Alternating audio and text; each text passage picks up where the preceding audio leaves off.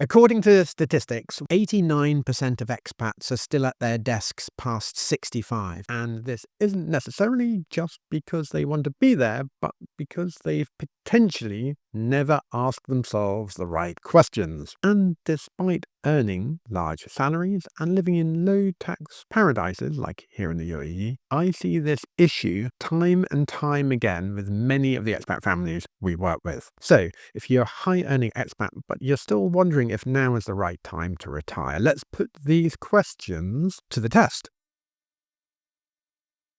We often spend many decades obsessing about how much money we've all saved for retirement and to what age we might potentially live. But another important factor to consider is our health span. Your health span is the number of healthy years that you've got left to actually do all of the exciting thing that you've both worked and been saving for. Think about potentially that trip to the Caribbean or the Antarctic, or maybe spending more time with your grandchildren, making memories or practicing your hobbies. Sure, you might have saved the money for it, but will you have actually saved your health to enjoy it? An awful lot of the successful families I work with have high-earning, stressful careers and exist in a permanent state of what I can only call organized chaos. They relentlessly grind away at their professions, often working very long hours, traveling lots, making trade-offs between family, enjoyment, and work. All of that stress has a way of creeping up on you over the years, quietly eating away into your health span without you even noticing. So, if you're still healthy, investing your time and energy in experiences that truly matter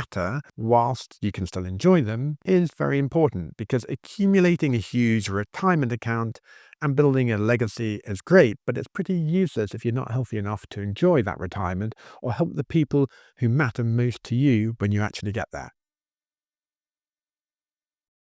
Now, some people are brilliant at working hard and saving money. Pat yourself on the back if you're one of these. If you keep working for another 10 years and you keep on investing the excess wisely with a 7% return net of inflation and fees, you'll roughly double your money. But are those extra 10 years in the office worth missing making memories with your kids or grandchildren, time with your aging parents, those travel plans and life experiences that you keep on postponing? Unlike money, you can't make more time. You can't save it, or you can't pop down the shop to buy any more. So at some point, you have to ask yourself, how much is enough? 2,500 years ago, Chinese philosopher Lao Tzu wrote, "He who knows he has enough is rich." This wisdom is worth deep reflection.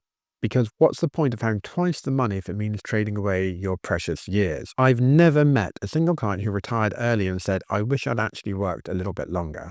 But I've met plenty who waited too long and later regretted the extra time they spent at the office.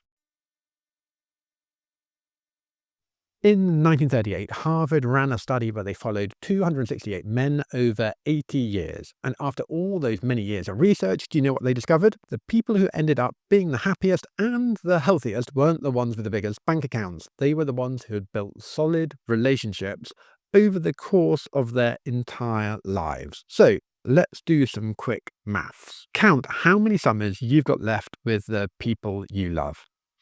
If you've got kids like me, you can probably count it on your hands. That is the number of summers before they're grown up and are off leading their own lives. If you have aging parents, that number might be even smaller than you'd like to think about, or it might already be lost. Extra years also don't matter if they lead to a divorce or an asset split, which is sadly something which I get to see all of the time.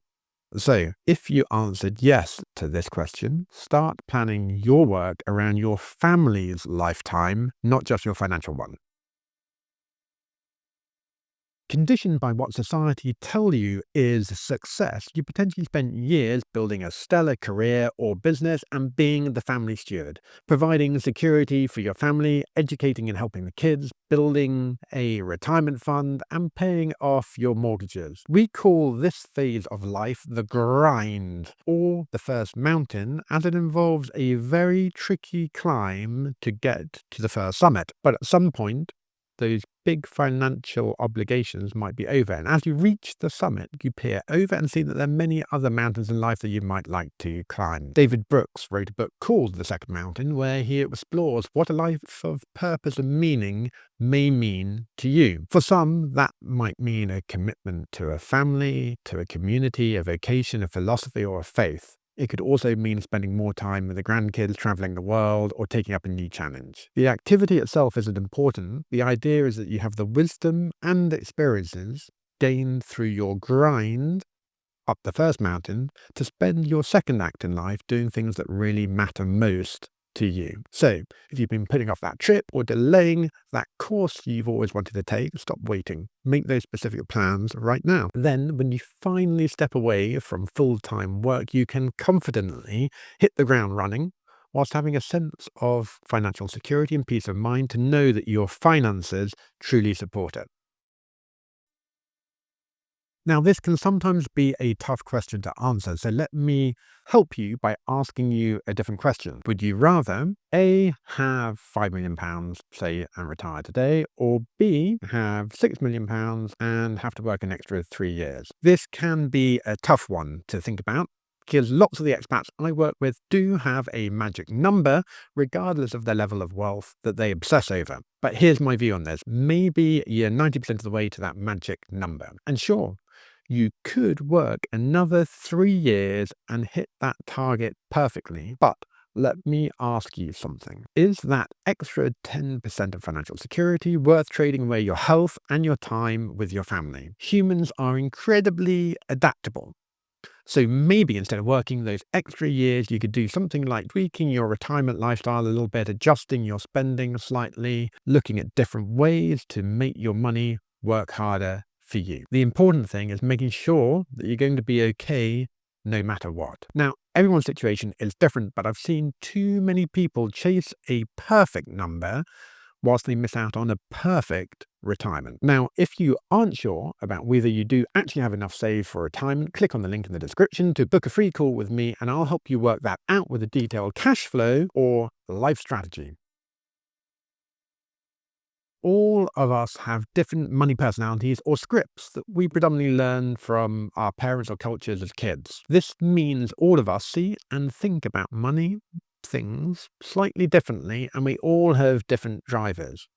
Whether we make decisions based upon status, fear, commitment, happiness, or avoid everything to do with money, there's really only 3 things that money can do for any of us. Number 1, it can help us avoid pain. Number 2, it can help you feel good. And number 3, it can help you take care of people that you love. And after you get to a certain level of wealth, which we call enough, to ensure that you never ever run out of money no matter what, there are really only 3 things that you can do with any extra money. You can either retire earlier, you can spend more, or you can give more. And you have to decide whether you want to give the money to kids, to the tax man, or to charity. So if you're already at a point in life where you have absolute certainty that you won't ever run out of money, then more money won't really make much of an impact. Now, I'm definitely not saying you have to stop making money or growing your wealth. The modern definition of retirement isn't about fully removing yourself from the workplace.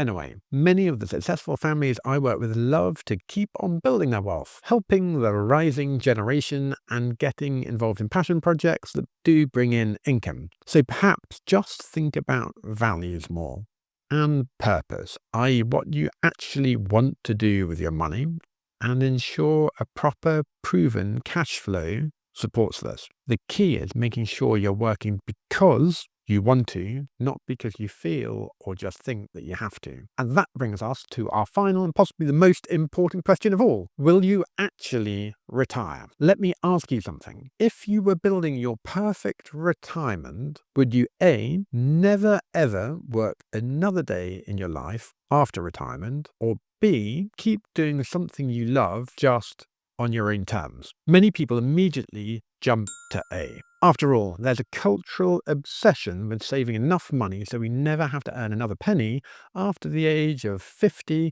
60, or 65. Some people even chase what is called the FIRE movement, financial independence, retire early, hoping to live frugally, save lots, and then quit work in their 30s and 40s. But For lots of the successful, high-achieving families that I work with, the concept of ICE can make much more sense than FIRE. That is, independent, continue earning. Aside from being a very clever acronym compared with the FIRE movement, let's think about reasons why people actually love their work. It can keep them mentally sharp, it can provide social connection, it can give them a sense of purpose, and yes, it can also provide extra income and growing wealth as well. Personally, I became a financial life manager because I love helping people, and personal finance and structures literally is my hobby. I can't see any reason why I would not want to keep on helping people as long as I can, and as long as I can keep the different elements of my life in balance and keep progressing along my own life pathway. I also often see a wide array of second careers where professionals have had a chance to reflect on their values, interests, and hobbies. Examples include things such as becoming a magistrate, charity work, or highly paid part-time work such as non-executive directorships, mentoring, and even startups. In fact,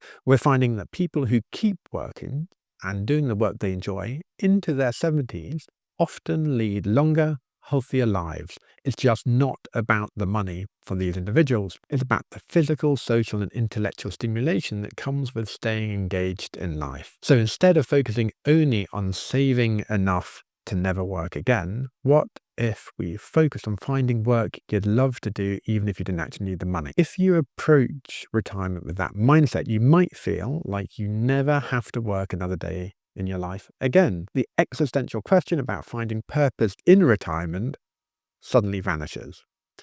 Your work, passions, hobbies remain your purpose. You're working because you want to, not because you have to. So, if you answered yes to all of these questions, then you're probably ready to begin thinking seriously about retirement. And if you answered no to any of these questions, you might be making one of the big 7 expat retirement mistakes.